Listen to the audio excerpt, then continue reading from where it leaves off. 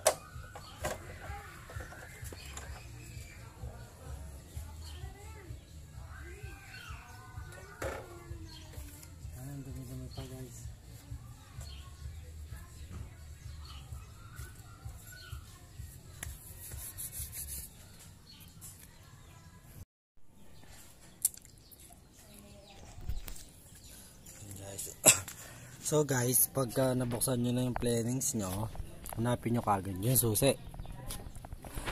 Yung susi, hanapin nyo yung pinakadulo nyo ng wire. So as you can see guys, Yung cost kasi sa akin, original Wave S kasi ako. So original Honda yung susi. Isang red tsaka black, tapos red. Sa iba guys, sa mga ibang motor, sa mga Smash, mga modelo, lagi nyo hahanapin yung sa susi. Yung sa susi, kita yung focus. Yan. Yung brown yung brown, doon kayo magtatap ng kulay red na. Ito. Yung kulay red sa voltmeter. Nag-blur. Ayan. So itatap nyo siya sa dito. Itatap ko siya ngayon dito. Sa brown guys, sa brown. Okay, so ipapesto ko lang itong cam. Guys. So guys, remind ko lang ulit dahil Wave S yung sa akin, original ignition, ang kulay ng kuryente niya is red, black, tapos pula. Baga matik mo ng gets kaagad na ito yung positive. Sa iba, sa Smash, sa mga Shogun, sa mga modelong Wave, Mio, Raider, brown yung ano niya, kuryente niya. So tatap lang natin dito. So yan din, tatap ko lang. Oh, wait, ayaw focus Yan, so dito tatap ko lang siya dyan sa may kulay red. Tapos hanap ka lang ng gano'n, kahit saan naman tong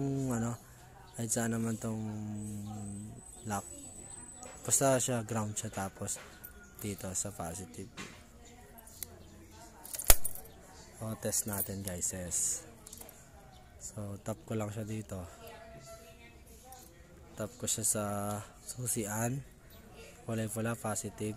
Tapos pag-ground ka lang, hanap ka lang ng ground. Ayan, si pag pinatay ko yan, mamatay. Ignition on. Ayan, on, off. Ayan. So kahit saan nyo na itap to, mag-ground, basta malagay yun. Tapos guys, pakita ko sa inyo kung bakit ganyan yung wirings ko. Kasi kung nakikita nyo, itong puti sa power lock tapos busina para malaki. So ayun guys, okay na. So yung positive ng voltmeter, ito tinap ko na siya sa kulay pula, which is yan yung positive. Tapos yung ground, inipit ko lang siya dito sa may busina.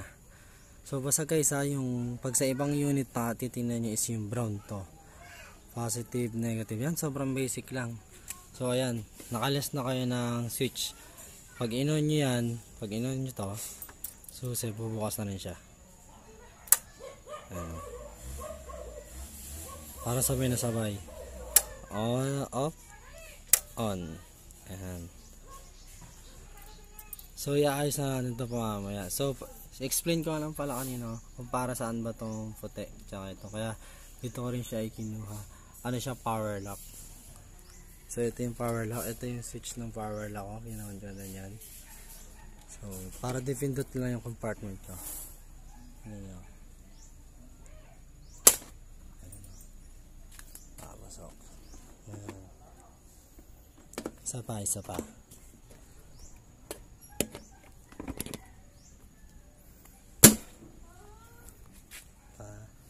Kasi ito yung pindutan, power lock.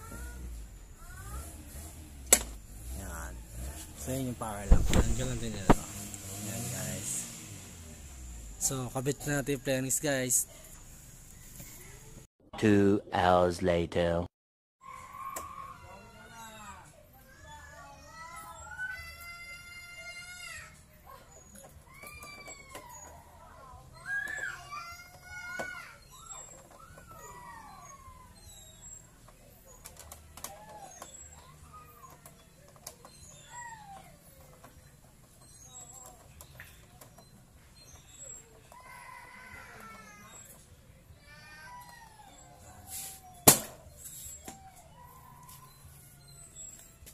Tapos na.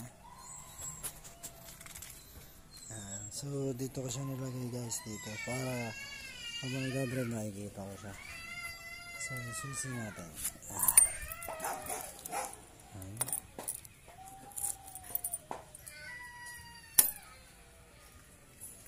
So kasabay na siya.